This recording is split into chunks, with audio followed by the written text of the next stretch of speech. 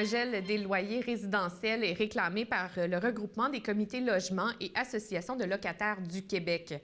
Plusieurs facteurs expliquent une hausse importante des loyers dans certains secteurs. Et en pleine période, de renouvellement des baux, il me fait plaisir de rejoindre M. Serge Gilbert de l'Appel. Question de discuter de vos droits en tant que locataire. Bonsoir, M. Gilbert. Bonsoir. Premièrement, je serais intéressée de connaître votre avis. Quel est votre son de cloche concernant les prix des loyers actuellement en moyenne pour loger une famille dans la région, soit disons peut-être un 4,5 ou un 5,5? Dans le territoire des Laurentides, on va parler des Laurentides au complet, donc de Saint-Eustache à Mont-Laurien.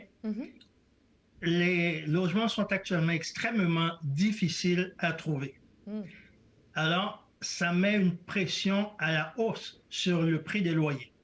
Donc, un loyer de 4,5, un 4 pièces et demi actuellement, donc on parle de 2 chambres à coucher.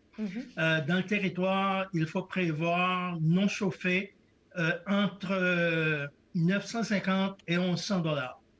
Ce qui est très pour un élevé. logement non chauffé. Oui, ça peut être le prix d'une hypothèque finalement. C'est le coût d'une hypothèque. Et ça dépend beaucoup des villes qu'on va regarder. Du côté de Saint-Eustache-de-Montagne, il faut prévoir entre 1100 et 1300 dollars. Du côté de Blainville, Sainte-Thérèse et Blainville, c'est aussi entre 1100 et 1300 dollars. Saint-Jérôme, c'est un petit peu moins cher. Oui, plus on s'éloigne finalement au nord, hein, j'imagine. Non. Pas nécessairement? Non, faut pas se tromper, parce qu'actuellement, plus on monte vers le nord, vers les Laurentides, plus les logements sont rares et on fait face actuellement à un phénomène qui n'a presque plus de sens, où les gens, certains propriétaires, essaient de reprendre leurs logements pour les mettre en vente parce qu'on assiste à une explosion des coûts des logements. Oui. Les gens qui veulent s'acheter des maisons pour sortir de Montréal, pour le télétravail, ça met une pression énorme sur les coûts. Oui, et si nous sommes locataires, justement, et qu'on vit une hausse importante, on reçoit là, à l'heure actuelle les papiers pour renouveler notre bail. Si on subit une hausse, quels sont nos droits à cet effet-là? Est-ce qu'on a un recours quelconque? Alors, la première chose, un locataire qui reçoit un avis d'augmentation de son loyer a 30 jours pour répondre. Alors, ce que nous suggérons actuellement aux gens, si vous trouvez que cette augmentation dépasse les indices qui ont été publiés par le tribunal administratif du logement, qui est le nouveau nom de la régie du logement, vous refusez l'augmentation. Vous refusez l'augmentation et vous conservez votre loyer. Vous conservez votre logement. Le propriétaire, le locataire, devra s'adresser au tribunal administratif du logement pour faire fixer le loyer. Et à ce moment-là, il va devoir faire la preuve que l'augmentation qu'il a demandée, elle est juste et équitable.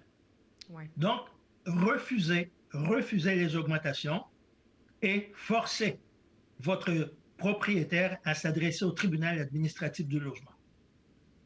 C'est bon de le savoir parce que c'est pas quelque chose qu'on a l'habitude d'entendre et qu'on se renseigne, oui, habituellement, d'entrée de jeu. Donc, merci pour ce rappel. Vous parliez de la surchauffe du marché immobilier. Ça a un impact aussi sur les immeubles à logement puisque là, il y a une surenchère, finalement, qui est apposée à chaque achat. Mais il y a aussi le phénomène des rénovictions, par exemple, ou des choses comme ça qu'on peut voir. Est-ce que c'est quelque chose qu'on voit régulièrement dans la région? Alors, une rénoviction, c'est quoi?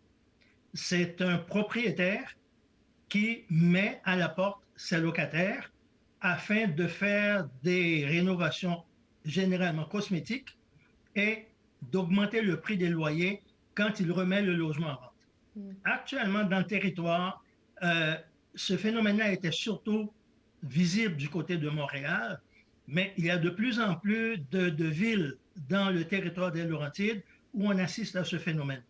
Saint-Eustache, Sainte-Thérèse, et Sainte-Thérèse, ça prend vraiment une ampleur qu'on risque de dire, que je dirais sans risque, que c'est exagéré. Donc, on risque de voir ça plus fréquemment et malheureusement, il va falloir être vigilant si on est locataire et qu'on est finalement témoin de ce genre de phénomène. Je disais d'entrée de jeu en introduction qu'il y a un regroupement actuellement, le regroupement des comités logements et associations des locataires du Québec qui réclame un gel finalement des loyers. Croyez-vous que c'est la solution à ce problème-là? La province de l'Ontario a passé une loi récemment pour geler les loyers au niveau de 2020. Et ce gel est valable jusqu'au 31 décembre 2021. Mm. Pour le moment, ça serait une solution pour éviter que des locataires se retrouvent à la rue le 1er juillet. À long terme, c'est peut-être pas la solution idéale, le gel des loyers. À long terme, ce que ça va prendre, c'est un registre des loyers. Et ça, le RCLALQ et nous autres, on plaide depuis des années pour avoir ça, un registre des loyers, de sorte qu'on peut éviter à un locataire de subir des augmentations indues, des augmentations que je dirais des fois obscènes. Mm. Donc, c'est votre piste de solution et vous le réclamez encore une fois. On va souhaiter que ça puisse être appliqué désormais, qu'on puisse en entendre enfin parler et que les locataires puissent s'y référer également. Et on change de sujet rapidement, M. Gilbert, pour terminer sur une note un petit peu plus positive, puisqu'il y a un beau projet sur lequel vous travaillez depuis maintes années, qui est la coopérative de solidarité Le Train de la Vie à Deux-Montagnes, qui va enfin voir le jour ce printemps. Qu'avez-vous à nous dire à propos de ce projet-là qui finalement va voir le jour? La coopérative de solidarité du Train de la Vie, c'est un projet sur lequel on travaille depuis 4 ans et heureusement, cette année, en 2021, le projet voit le jour. Donc, demain, 12 février, on ouvre les offres parce qu'on a été en appel d'offres. On ouvre les offres et là, on va pouvoir décider de la compagnie qui va construire l'immeuble. Donc, c'est un immeuble de 47 logements pour des personnes seules et des familles à faible revenu. Et dans le territoire des Laurentides, c'est le premier établissement, en fait, c'est le premier immeuble locatif où il va y avoir des logements adaptés.